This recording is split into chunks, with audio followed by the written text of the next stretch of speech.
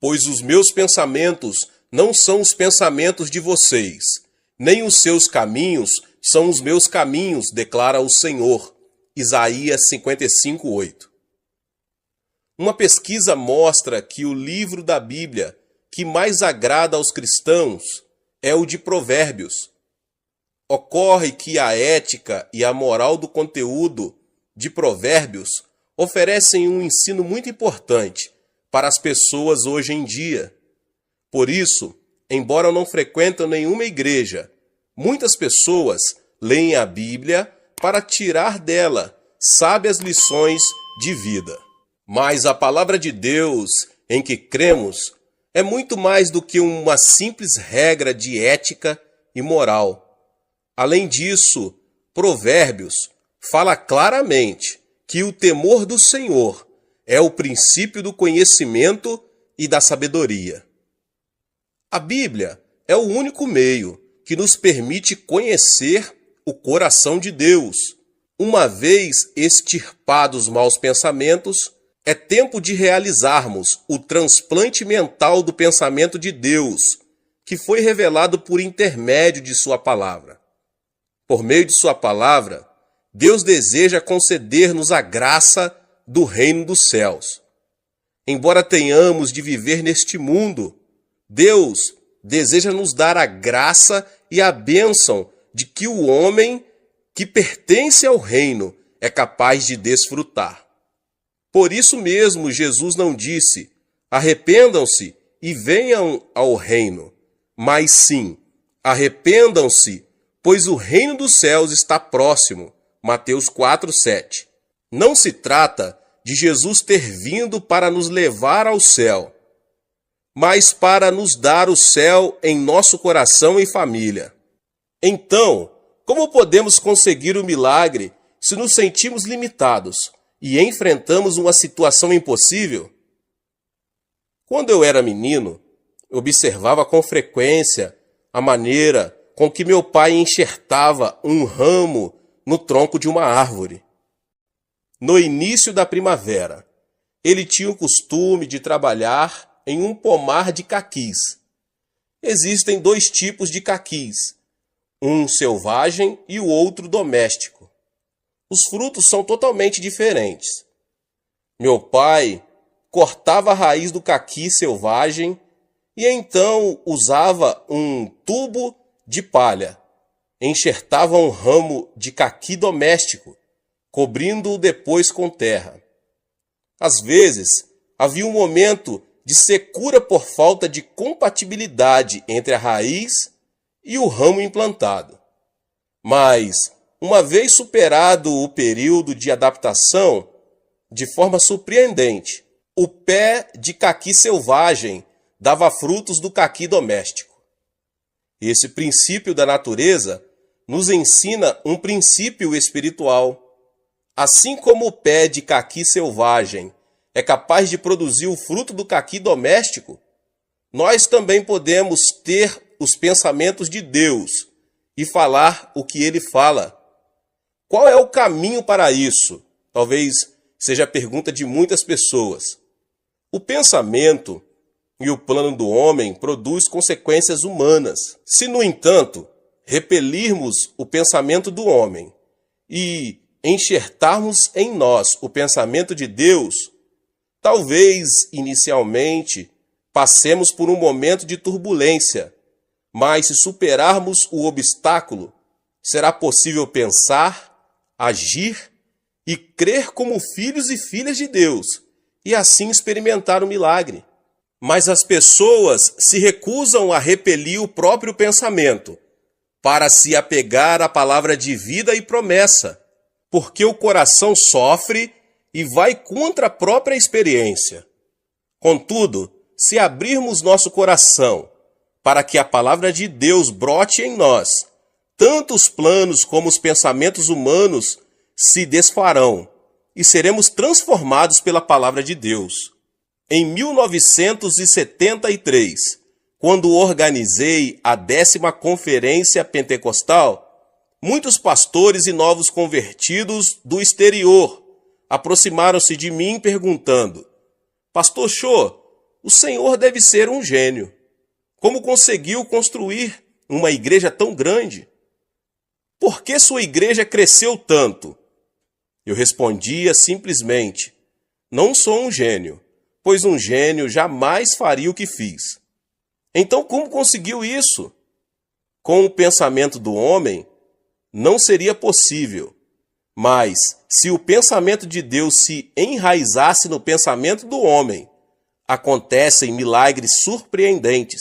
Deus disse muito claro que tudo é possível ao que crer. Marcos 9, 23. Logo que nos mudamos para Ioido, muitos me perguntaram: pastor, quantos membros da sua igreja deixaram de frequentá-la? Mas, como eu tinha certeza de ter obedecido a Deus, respondia: as pessoas estão se aproximando, minha igreja está crescendo. E assim as coisas aconteceram. De acordo com Hall, o número de membros aumentou cada vez mais. De acordo com o pensamento do homem, as circunstâncias diziam que o número deveria ter diminuído. Mas a igreja cresceu porque eu havia repelido o pensamento humano e enxertado em mim o pensamento divino. Deus disse claramente: abra sua boca e eu o alimentarei. Salmos 81, 10. Além dessa promessa, a Bíblia contém 32.500 promessas divinas. De Gênesis a Apocalipse, a Bíblia é o pensamento e a palavra de Deus. Deus não nos deu a palavra para que a vejamos como simples espectadores, nem para vivermos como caquis selvagens, em meio ao fracasso, à desilusão, ao pecado, à injustiça, à mesquenharia, à enfermidade e à maldição. Ele nos deu sua palavra para que possamos dar bons frutos em vida, mediante a bênção ilimitada, a glória e a vitória divinas. Portanto, é fundamental que você transplante o pensamento de Deus em sua maneira de pensar. O enxerto não implica mudança da essência da árvore. Assim como removemos o galho de uma árvore e o enxertamos em outra, devemos transplantar o pensamento de Deus em nós e viver em sua presença. A Bíblia diz que Abraão teve seu filho Isaque aos 100 anos de idade. O corpo de Sara estava envelhecido e, portanto, ter um filho era praticamente impossível. No entanto, Deus semeou seu pensamento no coração de Abraão. Querer receber ou não o enxerto do pensamento de Deus depende de cada pessoa. Quando o anjo de Deus apareceu a Abraão e lhe disse: você terá um filho, ele riu até cair no chão, e Sara também riu. Apesar de tudo isso, Deus disse: você terá um filho. Aceitar ou não o pensamento de Deus dependia de Abraão e de Sara. Abraão enxertou o pensamento de Deus no próprio pensamento. Então seus nomes foram trocados. Abrão converteu-se em Abraão, pai de muitos filhos. E Sarai passou a chamar-se Sara, princesa. Ao enxertar o pensamento de Deus, eles passaram a ser estranhos para os incrédulos. Como pode um homem de 100 anos pensar em ter um filho? Eles estão loucos. É completamente ilógico. No entanto, é assim que isso funciona. Está certo que, de acordo com o pensamento do homem, existem limitações. Mas quando a pessoa tem o pensamento de Deus enxertado em seu pensamento, ela pode agir, falar e pensar como Deus. Deus deu um filho a Sara aos 90 anos de idade. Esse é Isaque, que é considerado o pai de Israel. De acordo com a Bíblia, Moisés era filho adotivo da filha de Faraó, ou seja, o chefe do exército do Egito e futuro sucessor no trono. Contudo, tendo crescido fisicamente e intelectualmente, deu-se conta de que era israelita. Certo dia, ao observar que um egípcio estava espancando e maltratando um de seu povo, quis fazer justiça com as próprias mãos, matou o egípcio e o enterrou na terra. Ele quis salvar o povo de Israel por meio de uma revolução. No dia seguinte, ao ver dois israelitas brigando, perguntou: "Por que você está espancando seu companheiro?" O agressor replicou: "Quem o nomeou líder e juiz sobre nós?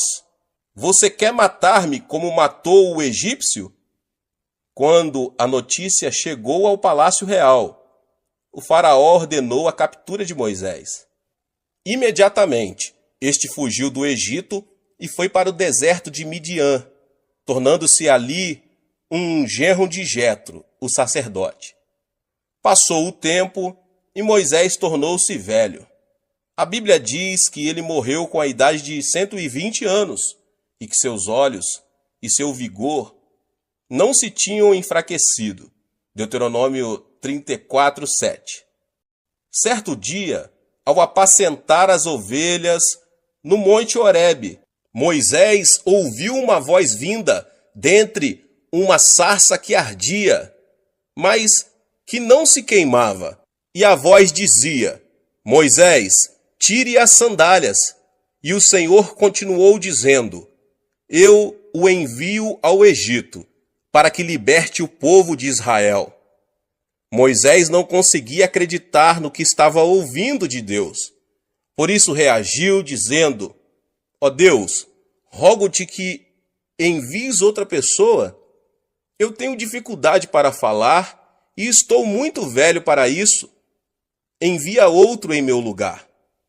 Moisés não podia enxertar no seu pensamento o pensamento de Deus. Irritado, Deus lhe respondeu: "Moisés, eu não lhe disse que estaria com você? Eu o envio." Finalmente, Moisés conseguiu repelir o seu pensamento, enxertando em sua mente o pensamento de Deus. Assim, muitos milagres aconteceram à medida que ele falava e agia de acordo com o poder de Deus. Quando Moisés incorporou o pensamento de Deus, pôde libertar o povo de Israel da escravidão, atravessando o Mar Vermelho e liderando mais de 3 milhões de israelitas até a Terra Prometida, construindo a nação de Israel e escrevendo o livro da lei. Outro que enxertou os pensamentos de Deus foi André. No Novo Testamento, há também muitos relatos que mostram como viver dando preferência ao pensamento do homem ou ao pensamento de Deus. Um exemplo disso são as decisões de Filipe e de André. A Bíblia diz que se reuniram cerca de 5.000 homens para ouvir Jesus pregar a palavra. Se fossem contadas as mulheres e crianças, esse número chegaria a dezenas de milhares de pessoas que estavam com fome. Na ocasião, Jesus chamou seus discípulos e lhes disse: "Deem-lhes vocês algo para comer." Ele não disse que os discípulos teriam a capacidade de fazê-lo, muito menos mentiu ou exagerou. Filipe começou a fazer as contas. Quando obteve o resultado, chegou à conclusão de que não havia forma de alimentar uma quantidade tão grande de pessoas. Então aproximou-se de Jesus e disse: "Jesus, estamos no deserto, há muita gente. Mesmo que dermos a cada um uma quantidade pequena de pão, precisaremos de muito pão para dar de comer a todos." Essa atitude de Filipe mostra que ele não se havia apropriado da palavra de Jesus, pois este havia dito: "Deem-lhes vocês algo para comer." Recusou-se a implantar o pensamento de Deus no próprio pensamento, conhecimento e experiência. Então, diante da mesma circunstância, André soube enxertar o pensamento de Deus e provavelmente deve ter dito: Se Jesus nos diz para darmos de comer, é porque podemos fazê-lo. Jesus nunca teria dito para darmos de comer se não tivéssemos nada que lhes dar. Imediatamente, juntou toda a comida disponível, 5 pães e 2 peixes. Depois de agradecer a Deus, Jesus o mandou repartir a comida entre o povo. E todos comeram e se fartaram. E os discípulos recolheram ainda 12 cestos cheios de pedaços que haviam sobrado. O pensamento de Deus é salvar-nos do pecado, sarar-nos de toda doença e enfermidade e transformar o desespero em esperança, a morte em vida, o fracasso e a desilusão em vitória. Para isso, primeiro devemos enxertar em nossa vida a palavra de Deus.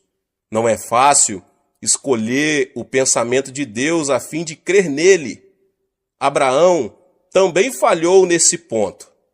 Embora cresce no plano de Deus, com base em sua palavra, que teria um filho, quando sua esposa lhe propôs ter esse filho por intermédio da escrava Agar, ele acedeu ao pensamento humano e fracassou diante de Deus. Assim nasceu Ismael, como sabemos. É extremamente difícil distinguir entre o próprio pensamento e o pensamento divino. É difícil obedecer a Deus. Há momentos em que não obedecemos por pensar que o pensamento de Deus é o nosso pensamento, ou por nos consolar imaginando que o pensamento é o pensamento de Deus. Abraão falhou em um princípio, mas decidiu aceitar novamente o pensamento de Deus em sua vida. Decidiu crer no pensamento de Deus, baseando-se no momento em que ele o tirou de sua tenda e o fez contar as estrelas do céu. O mesmo aconteceu com Sara. Ela decidiu aceitar o pensamento de Deus, mesmo sabendo que não poderia conceber e ter um filho. Tal como acontece com personagens da antiguidade, também recusamos-nos a aceitar o que Deus pensa por causa do conhecimento, da lógica e da experiência pessoal. Essa é a razão de ser tão custoso o processo de incorporação do pensamento de Deus em nossa vida. Não obstante, se alguém deixar que a promessa de Deus seja implantada e superar a turbulência da provação apegando-se a Deus, os milagres se manifestarão ininterruptamente. Portanto, não devemos considerar a Bíblia como um enfeite. Não devemos ser espectadores da palavra. Deixemos que ela seja enxertada em nossa vida. Então, experimentaremos o milagre de viver como Deus. Agora, o que fazer para desfrutar o céu em meu coração? Talvez seja a pergunta de muitos. O termo grego metanoia, que em português é traduzido por arrepender-se, significa mudar totalmente o pensamento do coração e a emoção. Ou seja, podemos deixar que o céu reine em nossa vida e família, se apenas mudarmos o rumo do nosso coração e a nossa maneira de pensar. Portanto, arrependa-se dos pensamentos negativos e cheios de frustração, pensamentos que o fazem retroceder, que dizem que tudo está acabado. Mude o rumo da emoção e da mente. Deixe que a palavra do Senhor cresça em você, e então o céu estará ao seu alcance. Jesus disse: cuidado que ninguém os engane. Marcos 13:5. O reino de Deus não vem de modo visível, nem se dirá: aqui está ele, ou lá está, porque o reino de Deus está entre ou dentro de vocês. Lucas 17:20 e 22. Portanto, o reino de Deus está em nós. Opera nas circunstâncias que nos rodeiam e as transformam no reino dos céus. Certo homem estava caminhando e, de repente, viu alguns meninos que tiravam água suja para ser purificada. Ao levantar os olhos, viu que mais acima, naquele rio, havia um porco tomando banho. Obviamente, os meninos não sabiam que isso estava acontecendo. Então o homem lhes disse: Meninos, se vocês querem limpar a água, devem primeiro livrar-se do porco que está se banhando lá em cima no rio. Devemos agir da mesma forma nas circunstâncias que estivermos vivendo. No casamento, o amor se desvanece, aparecem os conflitos familiares, os filhos seguem caminhos equivocados, as coisas não saem bem. O sofrimento e a enfermidade fazem que a nossa vida se encha de água suja.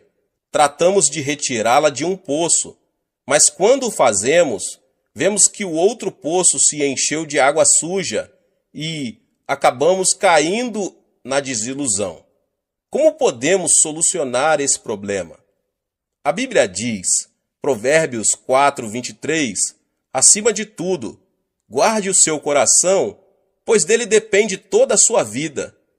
Devemos nos arrepender e mudar o rumo de nossa maneira de pensar negativa e destrutiva e incorporar o pensamento de Deus e a palavra de Deus em nosso coração, para que o pensamento divino reine em nossa vida e transborde, transformando todo o ambiente no reino dos céus.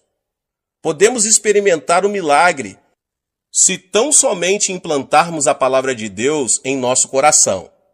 Toda palavra que sai da boca de Deus não volta vazia, mas cumpre o propósito com que foi enviada. Isaías 55 diz isso. Portanto, leia e estude a Bíblia, por mais que o seu intelecto duvide dessa verdade. Apegue-se à palavra de Deus que diz: tudo é possível ao que crer. Marcos 9:23. Se você precisa de cura divina, confesse. Pelas suas feridas fomos curados. Isaías 53:5. E desfrute de saúde física. Se você precisa que Deus o faça prosperar, deixe que seja enxertada em seu coração a palavra que diz: tragam o dízimo todo e vejam se não vou abrir as comportas dos céus e derramar sobre vocês tantas bênçãos que nem terão onde guardá-las. Malaquias 3:10. Acrescente o pensamento de Deus mediante a palavra dele, que permitirá que em sua vida sejam produzidos muitos frutos de felicidade em nome de Jesus. Deus abençoe a vida de cada um que ouviu essa palavra. Talvez você chegou aqui pela primeira vez e ainda não é inscrito no canal. Se inscreva aqui no canal, ative o sininho das notificações e todos os dias são postados vídeos abençoados aqui no canal para te abençoar. Não esqueça de deixar o seu like e de compartilhar este vídeo, esta palavra, com os seus contatos, com as pessoas que você mais ama. Nos vemos nos próximos vídeos. Deus abençoe. Amém. Olá, meus irmãos e irmãs. Sejam bem-vindos ao canal Vinícius Siqueira. E se você ainda não é inscrito aqui no canal, se inscreva aqui no canal e não esqueça de ativar o sininho das notificações. Todos os dias são postados vídeos abençoados aqui no canal para te abençoar. Vamos a mais uma palavra do Senhor. Que o ímpio abandone o seu caminho e o homem mau os seus pensamentos. Volte-se ele para o Senhor, que terá misericórdia dele. Volte-se para o nosso Deus, pois ele dá de bom grado o seu perdão. Isaías 55:7. Quando uma pessoa sofre um dano cerebral, parte de seu cérebro ou a totalidade dele passa a ficar paralisada, incapacitada. A medicina tem feito avanços enormes, chegando a remover nódulos no cérebro e preservando não somente a vida, como também impedindo a paralisia parcial ou total. Não é minha intenção falar sobre a paralisia provocada pelas enfermidades cerebrais. Desejo referir-me às enfermidades mentais invisíveis aos olhos. como os maus pensamentos e a filosofia de vida negativa, que nos tornam incapacitados pelo fracasso e pela frustração, que nos impedem de desfrutar a vida feliz que Deus nos oferece. Quando os discípulos de Jesus subiram ao templo às 3 horas da tarde, a hora da oração, encontraram ali um aleijado de nascença. Pedro, olhando-o nos olhos, disse: Não tenho prata nem ouro, mas o que tenho, isso lhe dou. Em nome de Jesus Cristo, o Nazareno, ande. Atos 3, 6. Imediatamente, quando Pedro o segurou pela mão e o levantou, e os pés e os tornozelos do homem ficaram firmes, ele deu um salto, pôs-se em pé e começou a andar. Depois entrou com eles no pátio do templo, saltando e louvando a Deus. Pode-se dizer que o coração é que determina o destino do homem. Por essa razão, o sábio diz em Provérbios 4:23, acima de tudo, guarde o seu coração, pois dele depende toda a sua vida. E Jesus, em Mateus 8:13, diz, como você creu, assim lhe acontecerá. O que significa isso? Quer dizer que a mente é a origem do estilo de vida e a vida é o resultado daquilo que pensamos. Devemos eliminar de nosso cérebro o nódulo que nos leva à destruição ou à paralisia total ou parcial. A fim de experimentarmos o poder de Deus, quero agora apresentar 6 elementos que impedem que o poder divino haja em nós, os quais devem ser extirpados. O primeiro elemento é a ansiedade. Pode-se dizer que alguém que vive ansioso perde a felicidade na vida. Quando uma pessoa ansiosa chega a casa, os integrantes da família tornam-se intranquilos por causa de suas queixas e murmurações. Assim também, a pessoa ansiosa é incapaz de difundir paz na sociedade.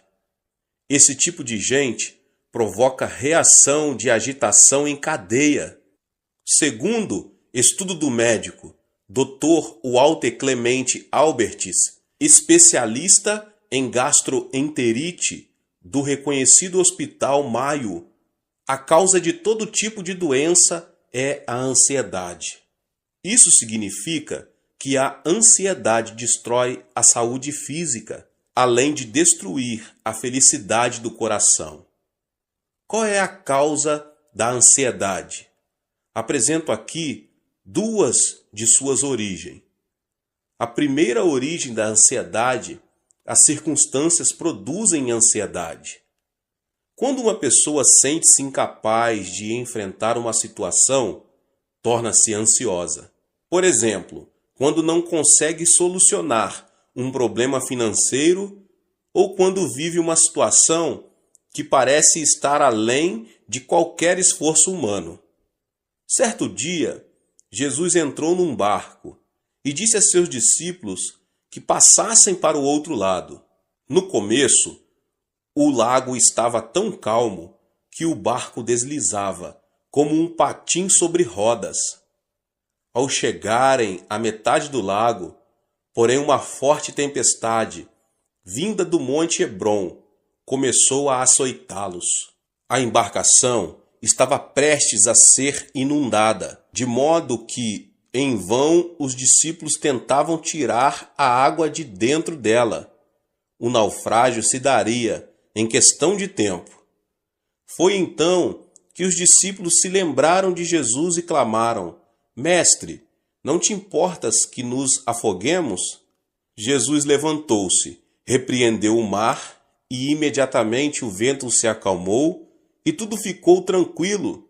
Olhando os discípulos nos olhos, ele disse: Por que vocês têm tanto medo? Ainda não têm fé? Observe que Jesus não disse: Vocês não têm fé. Isso se deve ao fato de que toda pessoa tem fé, de acordo com a medida que Deus lhe deu. O fundamento da fé dos discípulos, entretanto, eram as circunstâncias, os sentimentos e a emoção. Eles tinham fé somente quando tudo estava calmo. Ao terem a vida ameaçada por uma tempestade, sua fé transformou-se em dúvida, criando uma nuvem de ansiedade no coração. Portanto, devemos repelir os pensamentos oriundos das circunstâncias e as emoções da terceira dimensão, a fim de aceitar os pensamentos de Deus, os da quarta dimensão. Quando viram a tempestade e as ondas, os discípulos fracassaram em aceitar o pensamento de Deus, apesar de terem ouvido o Senhor dizer que queria passar para o outro lado do lago. Seus fundamentos de fé não eram a palavra de Deus da quarta dimensão, e sim as circunstâncias e as emoções da terceira dimensão. Foi por isso que o Senhor lhes perguntou: onde está a sua fé? A palavra de Deus permanece para sempre e jamais muda. Apegar-se firmemente à palavra de Deus não é outra coisa senão aceitar o pensamento de Deus. Portanto, apesar das circunstâncias, se o fundamento do nosso coração é a palavra de Deus, mediante a fé, podemos estar livres de nossa ansiedade e preocupação. A segunda origem da ansiedade é que o pecado produz ansiedade. Quando peca, a pessoa torna-se ansiosa, porque perde a confiança diante de Deus. O pecado separa o homem de Deus. Quando Adão e Eva pecaram, não puderam permanecer diante dele. Gênesis 3:10 diz: ouvi teus passos no jardim, e fiquei com medo, porque estava nu. Por isso me escondi. Qual foi a causa do medo? O pecado, sem dúvida. Ao comer do fruto da árvore proibida, Adão e Eva souberam que estavam nus e tiveram medo. Por isso não puderam apresentar-se diante de Deus. Da mesma forma, o homem que comete pecado não tem paz. As Escrituras dizem: não há paz alguma para os ímpios, Isaías 48:22. Portanto, a consequência do pecado é a ansiedade. Se uma pessoa se sente ansiosa ao sentar-se e ao levantar-se, sua vida será uma ruína. Não obstante, se alguém se aproxima do Senhor e confessa todos os seus pecados, estes se tornam brancos como a neve, ainda que tenham sido como o escarlate. Não se trata de mudar as circunstâncias para que possamos desfrutar paz. Jesus disse: nesse mundo vocês terão aflições. Contudo, tenham ânimo, eu venci o mundo. João 16:33. E o apóstolo João declara: porque aquele que está em vocês é maior do que aquele que está no mundo. 1 João 4:4. Portanto, apesar das circunstâncias, deposite sua fé na palavra de Deus. O arrependimento o ajudará a se libertar de toda a ansiedade que tenta destruir sua vida. O segundo elemento é a solidão. A solidão a que me refiro não é a solidão causada pelas circunstâncias. Por exemplo, se você separa um tempo para orar no monte e estar a sós com Deus, isso não é solidão. A solidão é sentir-se só e se caracteriza pelo egocentrismo. É querer receber sem dar. É manter-se indiferente à felicidade dos outros. Quando alguém se torna extremamente egocêntrico e não se interessa pelos outros, transforma-se numa pessoa teimosa e fria. Obviamente, ninguém será receptivo a uma pessoa que demonstre ser assim. Esse comportamento torna as pessoas ainda mais fechadas em sua solidão, levando-as à destruição. Deus não criou o homem como um ser solitário. Em Gênesis 2, 18 e 24, o Senhor fala: Não é bom que o homem esteja só. Farei para ele alguém que o auxilie e lhe corresponda. Por essa razão, o homem deixará pai e mãe e se unirá à sua mulher, e eles se tornarão uma só carne. O homem nasce de duas pessoas. No idioma chinês, a palavra homem é representada por caracteres formados por dois traços que se apoiam entre si. Ou seja, são duas pessoas que formam uma unidade.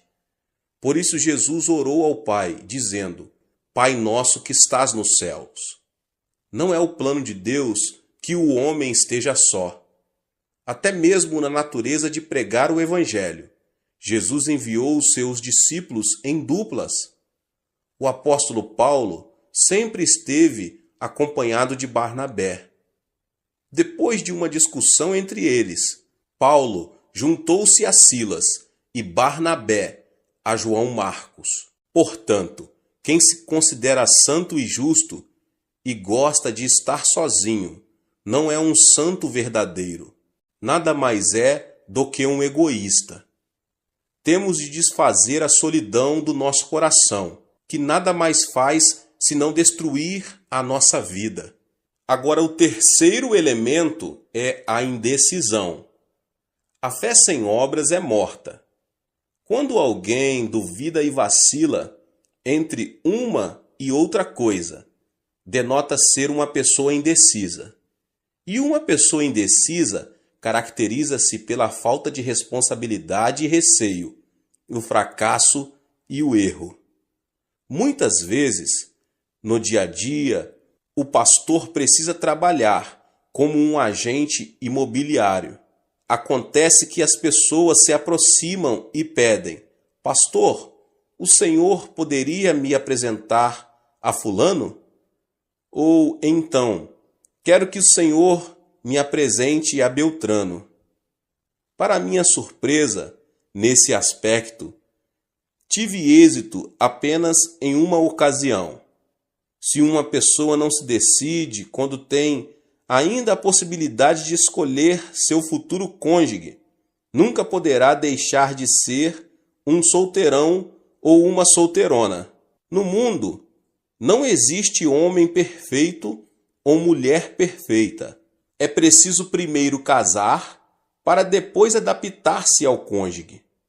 Hoje em dia, muitos fracassam por falta de decisão. Surgem as oportunidades, mas estas são perdidas por causa da indecisão com que enfrentam a vida. Ao longo de minha vida, nunca vi uma pessoa extraordinariamente inteligente que tenha conseguido grandes coisas. Os chamados inteligentes pensam demais e dizem: é preciso descartar esta possibilidade. Isto não funcionará. Ainda não chegou a hora de pôr isto ou aquilo em ação. O tempo passa e, no final das contas, eles não fazem nada. Portanto, podemos vencer se, com convicção, seguirmos em frente. Alguns membros da minha igreja já vieram a mim e perguntaram: Pastor, o senhor acredita que será bom para mim emigrar para outro país? O que o senhor acha de eu começar um novo negócio? Devo continuar a fazer o que eu estou fazendo? Esperam então que eu tome a decisão por eles. Diante dessa situação, eu simplesmente aconselho: não me peça que tome a decisão por você. Vá ao monte da oração e ore. Clame a Deus, que certamente dirá que caminho você deve seguir. Diante da dúvida ou incerteza, devemos nos apegar a Deus e pedir-lhe de todo o coração que nos oriente. Então, Deus nos ajudará a tomar a decisão correta. Em Tiago 1, do 6 ao 8, diz: Peça, porém, com fé, sem duvidar, pois aquele que duvida é semelhante à onda do mar, levada e agitada pelo vento. Não pense que tal pessoa receberá coisa alguma do Senhor, pois tem mente dividida e é instável em tudo que faz. O Senhor disse que não abençoaria pessoas indecisas. Remova a indecisão com o pensamento de Deus. Livre-se da indecisão. Assim, você poderá alcançar sucesso em sua vida. O quarto elemento é a ira. Temos a tendência de nos irritar com extrema facilidade, tanto em casa como no ambiente de trabalho. Creio que uma das principais razões para isso é o fato de não sabermos quanto a ira é destrutiva. A ira é prejudicial, não somente à saúde, mas também ao intelecto, pois o torna cego. Em uma conferência, o famoso anatomista inglês John Hutton afirmou ser a ira semelhante ao suicídio. Logo depois de ter apresentado sua tese, ele teve uma forte discussão com alguns dos alunos que o ouviram e discordaram daquilo que ele defendia. Isso o irritou sobremaneira, levando-o à morte instantânea, vítima de um ataque cardíaco. As palavras de John Hutton causaram grande repercussão por causa de sua morte trágica. Irar-se é como cuspir para cima, ou seja, a ira se volta contra a própria pessoa. A Bíblia diz que a ira rebaixa o nível da pessoa e o transforma em ignorante. A sabedoria do homem lhe dá paciência. Sua glória é ignorar as ofensas. Provérbios 19:11. O homem paciente dá prova de grande entendimento, mas o precipitado revela a insensatez. Provérbios 14:29. Além disso, a ira nos separa da alegria de Deus, porque irritar-se é cometer o mal na presença divina. Existem hoje muitas famílias destruídas por palavras cheias de ira. É aconselhável falar pacificamente, em tom moderado, ainda que seja em momento de ira.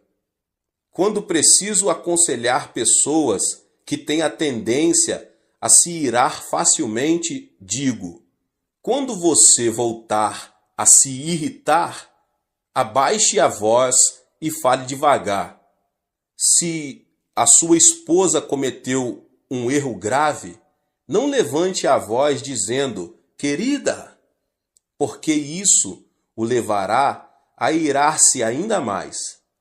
Fale em tom baixo e suave: querida. Qualquer pessoa tem a experiência de se ter irritado e depois de algum tempo arrepender-se de haver agido dessa forma. A ira destrói tudo. A ira não traz benefício nenhum à sua vida. Precisamos aprender a preservar e desfazer a ira que nos leva à destruição, e então nos será concedida uma nova manhã. O quinto elemento é a frustração. A pessoa que fracassa e tem pensamentos negativos, que fala de forma negativa e age de maneira negativa, é definitivamente alguém cheio de frustração. Uma pessoa frustrada não vive criativamente, não passa de um pessimista e tem uma autoimagem de desalento e fracasso. No idioma coreano, temos certas expressões negativas que são espontâneas. Dizemos com frequência: morro de, e o pior é que dizemos várias vezes ao dia, e isso mata a alma. Morro de fome, comi até explodir. Morro de felicidade, morro de desânimo, morro por causa da sujeira que existe aqui.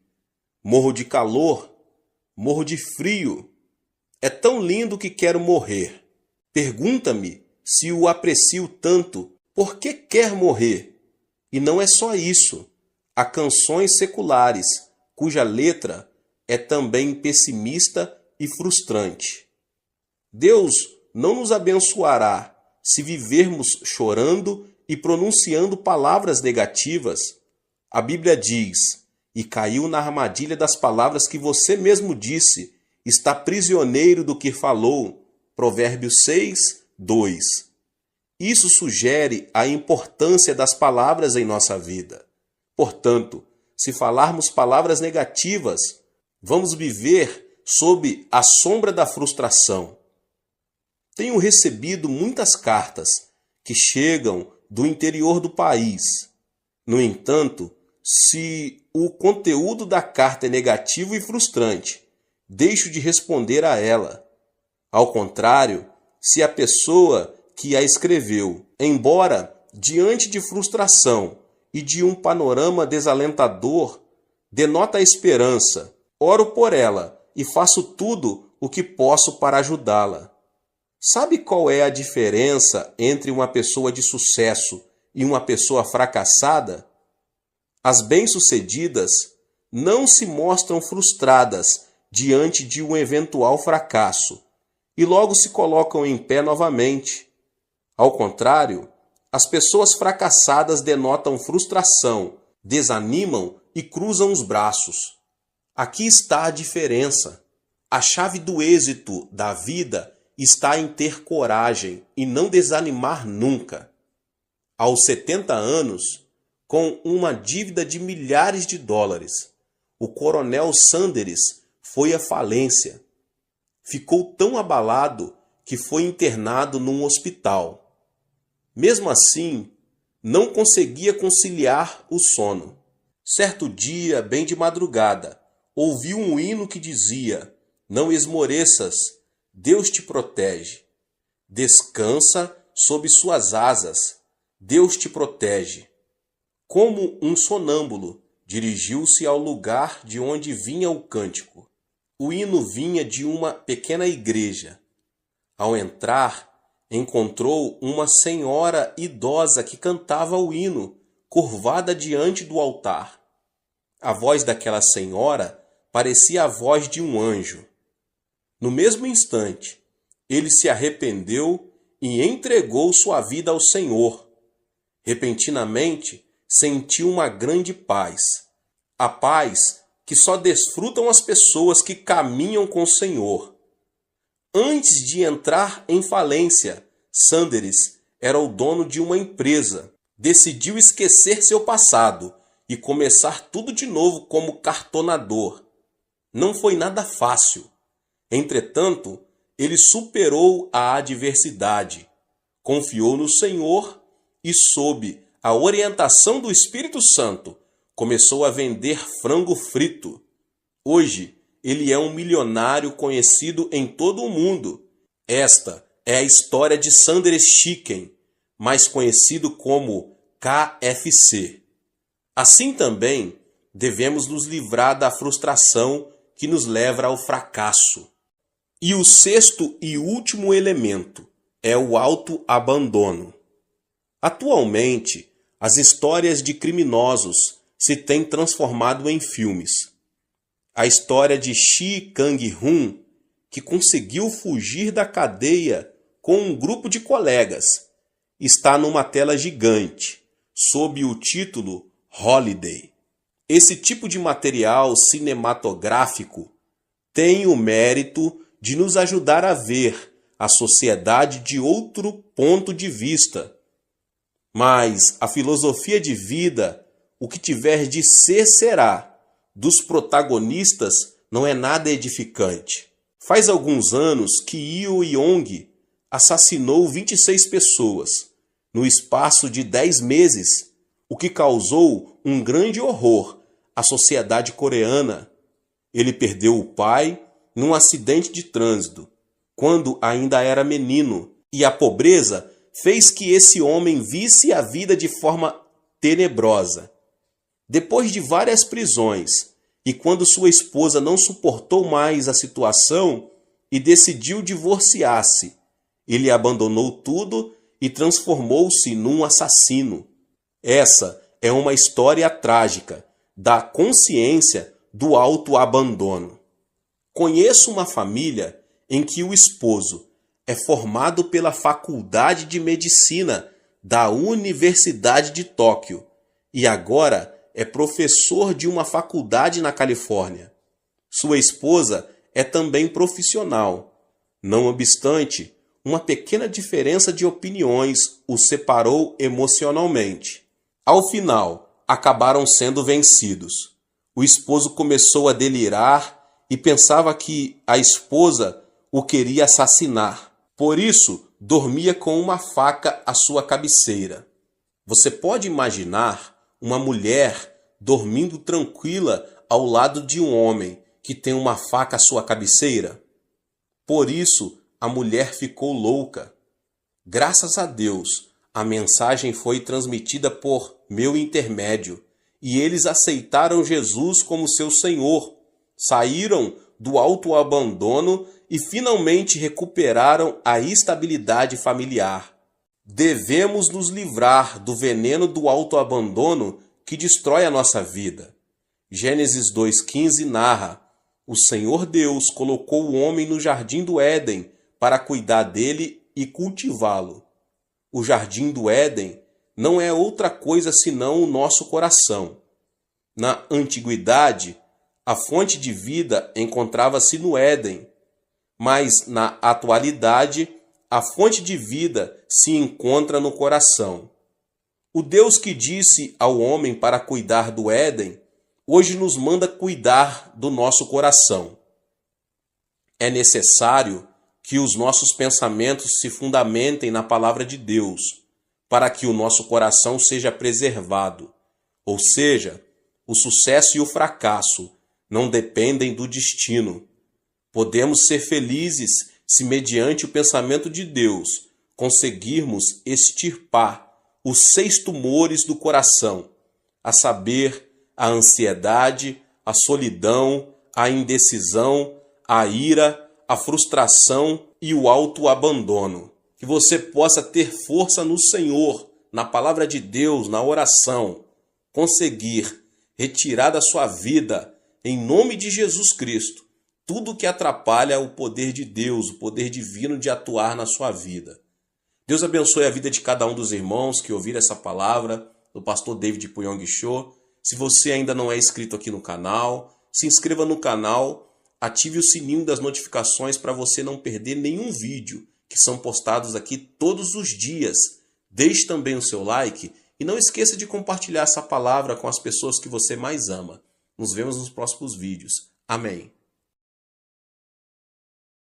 Olá, meus irmãos e irmãs. Sejam bem-vindos ao canal Vinícius Siqueira. E se você ainda não é inscrito aqui no canal, se inscreva aqui no canal e não esqueça de ativar o sininho das notificações. Todos os dias são postados vídeos abençoados aqui no canal para te abençoar. Vamos a mais uma palavra do Senhor. Cada pessoa tem a própria perspectiva. Esta é única e distinta de todas as outras. A perspectiva dos pais não é a mesma perspectiva dos filhos. A maneira com que a geração adulta vê uma situação não é a mesma com que os jovens a veem. O ponto de vista do chefe não é o ponto de vista do empregado. Os políticos da oposição não veem as coisas como as veem os políticos que apoiam o governo. É imprescindível que haja contínua busca de entendimento entre ambas as partes. Mas existe uma diferença maior de perspectivas. Trata-se do ponto de vista do homem e do ponto de vista de Deus. A Bíblia explica isso da seguinte forma. Isaías 55, 8, 9 diz: pois os meus pensamentos não são os pensamentos de vocês, nem os seus caminhos são os meus caminhos, declara o Senhor. Assim como os céus são mais altos do que a terra, também os meus caminhos são mais altos do que os seus caminhos, e os meus pensamentos são mais altos que os seus pensamentos. É praticamente inevitável o conflito entre o ponto de vista de Deus e o ponto de vista do homem. Apesar disso, se como homens que somos repelirmos o nosso pensamento e escolhermos o pensamento de Deus, poderemos alcançar vitória genuína na vida cristã. O pensamento de Deus é um caminho de verdade e vida, o qual devemos seguir. Ele se torna um mapa capaz de indicar onde se encontra a felicidade e de mostrar o leme que nos guia até onde temos de chegar. Um bom exemplo disso é a vida de Abraão. Se você tem o pensamento de Deus, pode começar a sonhar. A vida de Abraão passou por uma drástica mudança de rumo, quando ele tinha 75 anos de idade. Essa é uma idade quando a pessoa precisa fazer uma avaliação da sua vida, refletindo sobre a maneira em que viveu, e deve pensar a respeito da morte. Em outras palavras, é a idade menos indicada para um novo começo. Mas Deus chamou Abraão e ordenou-lhe que começasse tudo de novo. A Bíblia esclarece isso da seguinte forma em Gênesis 12, 1 e 2 e 3. Então o Senhor disse a Abraão: saia da sua terra, do meio de seus parentes e da casa de seu pai, e vá para a terra que eu lhe mostrarei. Farei de você um grande povo e o abençoarei. Tornarei famoso o seu nome e você será uma bênção. Abençoarei os que o abençoarem e amaldiçoarei os que o amaldiçoarem. E por meio de você, todos os povos da terra serão abençoados. Depois de receber essa palavra de Deus, Abraão passou a ver a vida por outra perspectiva. O Senhor lhe havia mostrado não ser aquele o momento de abandonar o sonho, mas de concebê-lo, o tempo de começar uma nova vida. Ele prometeu a Abraão que as obras da fé o acompanhariam, assim como uma flor desabrocha quando recupera a vitalidade. Abraão recuperou vida aos 75 anos de idade. Contudo, ele não pôde evitar um conflito interior. Certamente pensou: será que tudo isso está certo? Isso é possível sob o ponto de vista humano? Se eu obedecer a Deus pela fé, as pessoas não me poderão considerar um louco? Abraão se viu diante de um conflito: ver as coisas como Deus as vê e começar uma nova aventura, ou ver o mundo como o homem vê e permanecer no mesmo lugar. Afinal, Abraão tomou a decisão de ver as coisas como Deus as vê. Embora seus olhos não vissem coisa nenhuma, seus ouvidos não percebessem nada e suas mãos não tocassem em nenhum objeto, Abraão decidiu ver seu destino e as circunstâncias como Deus as via. Assim começou sua vida de fé. E o que é fé? Fé é abandonar o ponto de vista do homem e dar preferência ao ponto de vista de Deus. Portanto, podemos desenvolver nossa fé quando decidimos ver com a perspectiva de Deus e começar uma vida nova. Abraão mudou o rumo de sua vida mediante a fé. É preciso ter sabedoria para fazer distinção entre o ponto de vista do homem e o ponto de vista de Deus. Se virmos como o homem vê, viveremos como homens. Se, no entanto, virmos como Deus vê e agirmos pela fé, viveremos pelo poder de Deus. Certo dia em que havia densa neblina, um navio estava detido, impossibilitado de partir. O comandante esperava ansiosamente que a neblina se dissipasse. Um senhor aproximou-se dele e disse: "Eu sou da Inglaterra e preciso ir a Quebec, no Canadá, ainda hoje, porque no sábado tenho de pregar num culto evangelístico. Vamos já, comandante." O comandante, surpreso com estas palavras, pensou: pela aparência, esse homem seria uma pessoa normal, mas pela maneira de falar deve ser um louco, e disse: "Ouça, por acaso o senhor não vê a neblina? Como vou sair do porto com uma neblina dessa?" O homem respondeu: Certamente que eu vejo a neblina, mas vejo também a mão de Deus retirando a neblina. Por acaso o Senhor não vê a mão de Deus? Quando o comandante pensou estar diante de um louco, o homem o tomou pela mão, levou-o à força ao seu camarote e disse: Sirvo ao Senhor durante 57 anos e o tenho visto todos os dias em oração. Deus nunca falhou. Vou orar e o Senhor verá a neblina se desvanecer. Vamos orar juntos. O comandante entrou no camarote, mas fez declarações que demonstravam falta de fé. Não diga tolices. Por acaso não vê a neblina? Onde está Deus? As palavras do comandante vinham do senso comum. De repente, George Miller dobrou os joelhos e orou: Deus, Criador dos céus e da terra, eu vim da Inglaterra e preciso ir a Quebec para pregar a tua palavra. Portanto, faze que o navio parta agora mesmo. Assim que terminou a oração, disse ao comandante: ligue o motor do navio. O senhor acredita que a oração fará melhorar as condições do tempo? Não diga tolices. George Miller respondeu: abra a janela. E o milagre aconteceu. Naquele curto espaço de tempo, a neblina havia desaparecido e o sol estava brilhando. O comandante não conseguia acreditar. Ele havia visto a neblina, mas George Miller havia visto Deus. Se você tem o pensamento de Deus, pode obedecer sem reservas. Assim que ouviram a palavra de Deus, Abraão e sua esposa partiram em direção a Canaã com tudo o que tinham, junto com seu sobrinho Ló e seus servos. Tratava-se de uma migração com toda a família. Ao chegar a Canaã, tiveram de enfrentar uma situação difícil.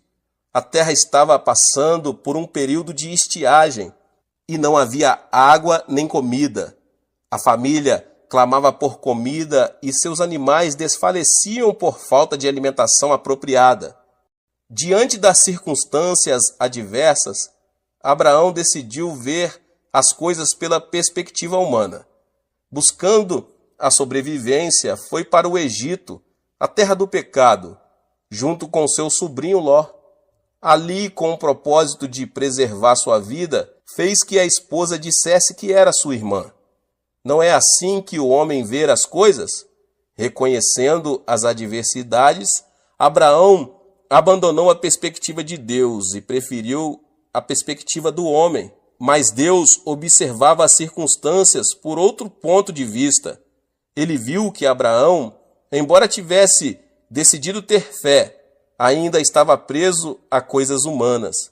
Foi por isso que Abraão não lhe obedecera sem reservas. Deus lhe havia dito que saísse de sua terra e do meio de seus parentes. Mas Abraão partira com todos os seus bens e seu sobrinho Ló. Esse foi o motivo pelo qual Deus permitiu a estiagem. Do ponto de vista de Deus, Abraão não desenvolvera uma fé completa. Ele havia deixado a terra, mas somente no aspecto físico. Em outras palavras, ele não obedecera plenamente a Deus. Por isso, para que se arrependesse, Deus permitiu a estiagem. Ao enfrentar uma aflição, todos são levados a fazer uma análise introspectiva. Se Abraão tivesse arrependido de seus pecados e buscado a Deus, o Senhor lhe teria aberto um novo caminho. Mas Abraão não observou as circunstâncias sob a perspectiva divina. Por isso dirigiu-se ao Egito.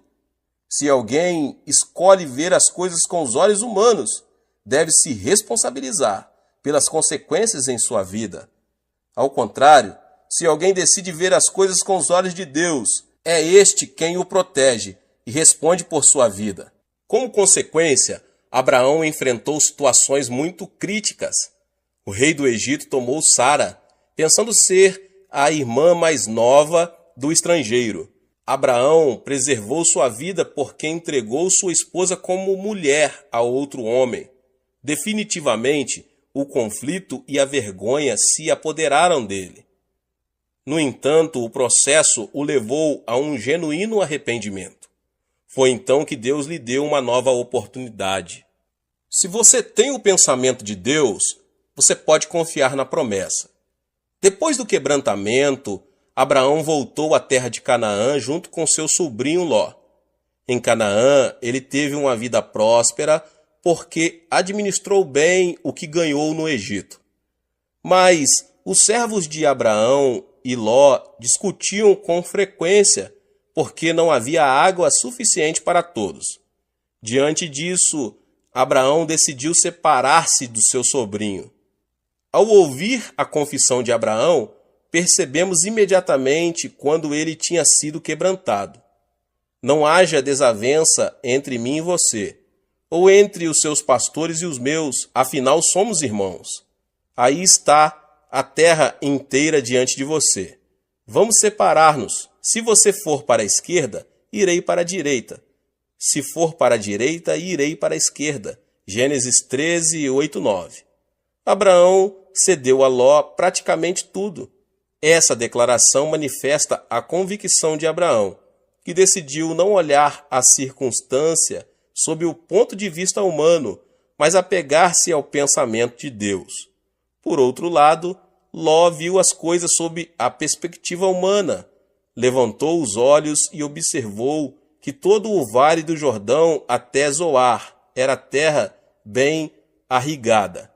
Mas, na realidade, Sodoma e Gomorra eram terras onde proliferavam o pecado.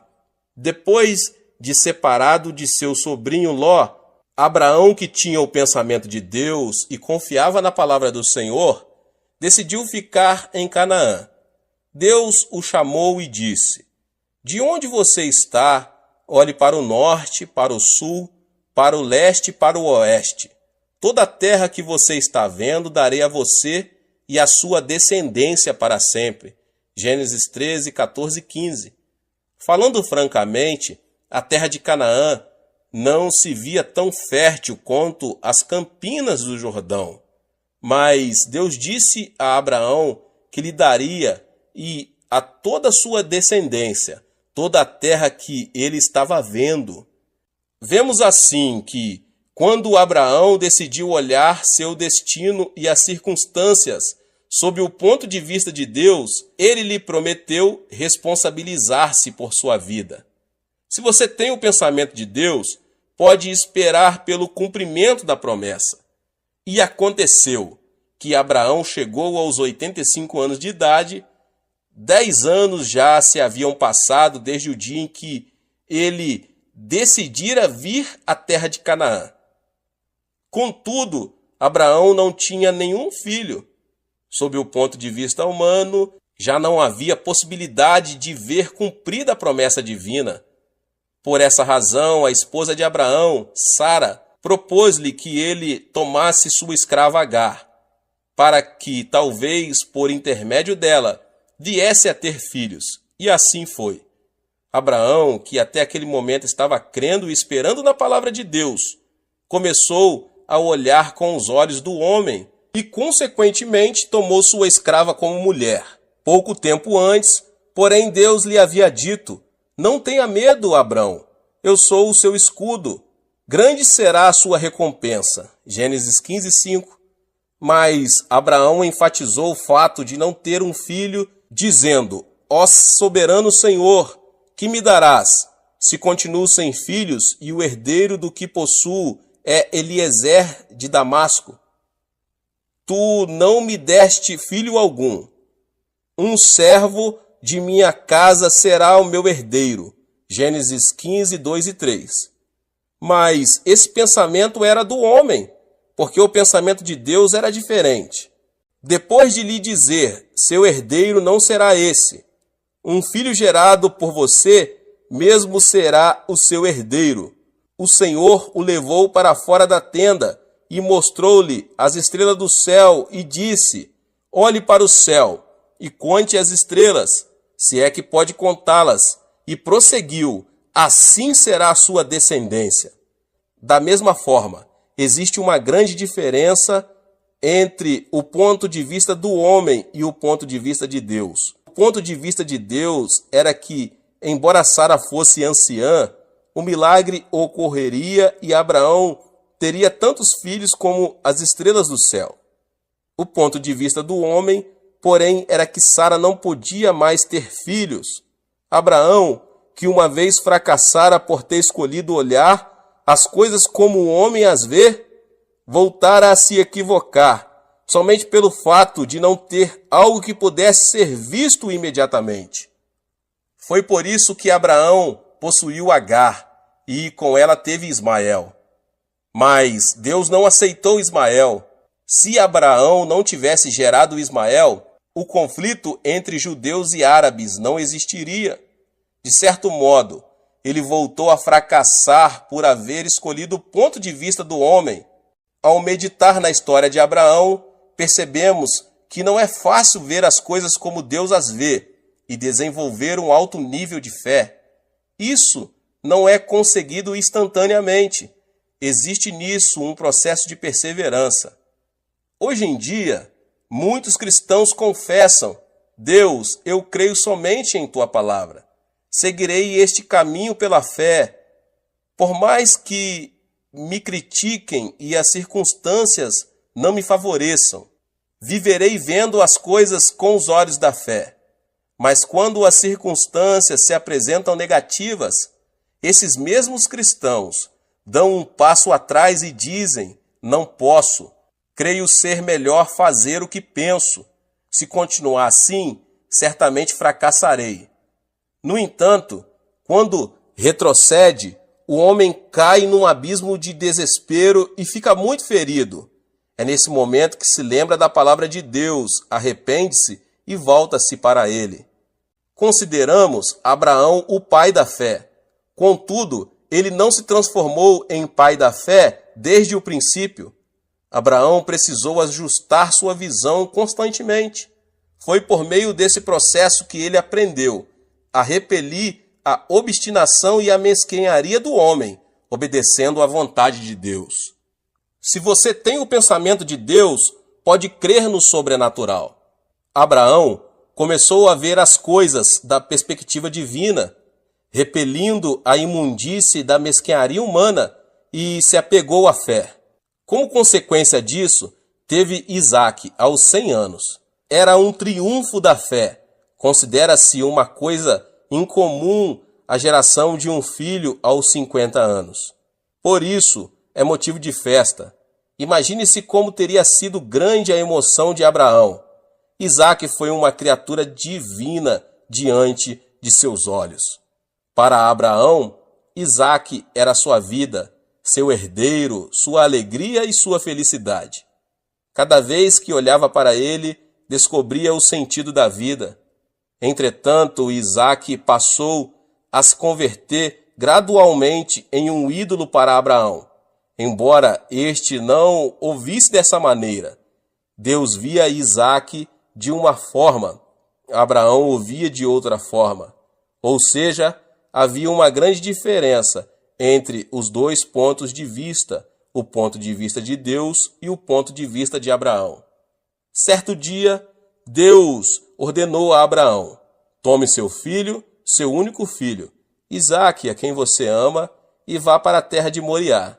Sacrifique-o ali como holocausto num dos montes que lhe indicarei. Abraão ficou perplexo. Pensava que Deus abençoaria Isaque e prolongaria seus dias de vida aqui na terra. Esse não deixava de ser o pensamento do homem. O pensamento de Deus, porém, não aceita o pensamento do homem. Abraão viu-se em meio a forte conflito. Ele sabia que Deus estava falando sério e pensou: se Deus quer, eu tenho de obedecer. Não devia ser fácil oferecer o único filho amado como holocausto, ou seja, queimá-lo no fogo. A luta interior de Abraão continuou. Provavelmente, ele até pensou em desobedecer a Deus e viver feliz com seu filho. Todavia, também não podia desobedecer à ordem divina. Chegou o momento de escolher o pensamento do homem ou o pensamento de Deus? Finalmente, Abraão decidiu-se pelo pensamento de Deus. Lembrou-se da palavra que dizia ser Isaque o herdeiro e creu que Deus tinha preparado um plano. É certo que, para chegar a esse ponto, Abraão passou por uma grande turbulência. No dia seguinte, tomou a direção do Monte Moriá, junto com o filho Isaque e 2 servos. Ao chegar ao lugar indicado por Deus, não hesitou em sacrificar seu filho. Ele o amarrou sobre o altar, amarrou a lenha e pegou o cutelo. Foi nesse instante que o anjo de Deus o deteve. Não toque no rapaz, disse o anjo. Não lhe faça nada. Agora sei que você teme a Deus, porque não me negou seu filho, o seu único filho. Juro por mim mesmo, declara o Senhor, que por ter feito o que fez, não me negando seu filho, o seu único filho, esteja certo de que o abençoarei e farei seus descendentes tão numerosos como as estrelas do céu e como a areia das praias do mar. Sua descendência conquistará a cidade dos que lhe forem inimigos, e por meio dela todos os povos da terra serão abençoados, porque você me obedeceu. Gênesis 22. Abraão escolheu ver como Deus vê e repeliu todo o pensamento humano. A partir desse momento, Deus abençoou Abraão e se responsabilizou por sua vida. Qualquer pessoa que quiser escolher a perspectiva de Deus deve primeiro abandonar a vontade, a obstinação, o desejo, o método e a força do homem. Não podemos confessar que escolhemos a perspectiva de Deus enquanto persistirmos com os desejos, os métodos e a força humana. Todo aquele que escolher a perspectiva de Deus deve se render, dedicar-se e obedecer a Ele. O ato de se render, dedicar-se e obedecer a Deus não significa perder. Muitos pensam que a dedicação a Deus significa perder, mas isso não é certo. Não se trata de perda, mas da chave que leva a uma vida abundante. Deus abençoa as pessoas que se decidem por sua perspectiva e se responsabiliza por elas. Assim funciona a lei do céu. A vida de Abraão é a evidência dessa lei. Eu chego agora ao final e eu quero dizer que a fé consiste em abandonar a perspectiva do homem, escolhendo a perspectiva de Deus. Se optarmos por ver como o homem vê, não poderemos receber o favor e a orientação de Deus. O justo viverá pela fé. O que significa viver pela fé? Significa abandonar a perspectiva do homem e escolher a perspectiva de Deus, vivendo como a Bíblia ordena. Assim, Deus nos abençoa e se responsabiliza por nossa vida. É certo que, ao nos decidir pelo ponto de vista divino, enfrentaremos uma luta interior. Devemos, portanto, superá-la. Você sabe como Deus vê a terra e o homem? Deus vê a história do homem como um assunto de julgamento imitente. A história do homem está chegando ao seu final. A vida do homem é como uma neblina que aparece num momento e logo se desvanece. Ele é como uma erva e sua glória como a flor do campo. Quem vacila com isso é nécio. O nosso interesse deve estar na eternidade. A vida eterna é mais importante que a vida passageira. Essa filosofia de vida permitirá que a pessoa viva a vida transitória de maneira muito mais significativa. As Escrituras dizem, da mesma forma, como um homem está destinado a morrer uma só vez e depois disso enfrentar o juízo. Hebreus 9, 27. A terra não permanecerá para sempre.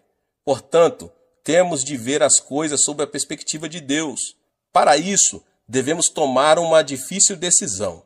Sob que perspectiva você vê a vida? Os cristãos devem abandonar tudo o que é humano e aceitar a perspectiva de Deus. Esse é o único caminho, porque Deus se responsabiliza por aquele que abandona o ponto de vista humano, decide tomar o ponto de vista divino em nome de Jesus. Deus te abençoe. Glória a Deus. Se você ainda não é inscrito aqui no canal, se inscreva no canal, Ative o sininho das notificações para você não perder os vídeos que são postados aqui no canal. Deixe também o seu like e não esqueça de compartilhar. Compartilhe nas suas redes sociais, tá bom? Compartilhe com seus contatos, com as pessoas que você mais ama. Nos vemos nos próximos vídeos. Amém. Deus abençoe.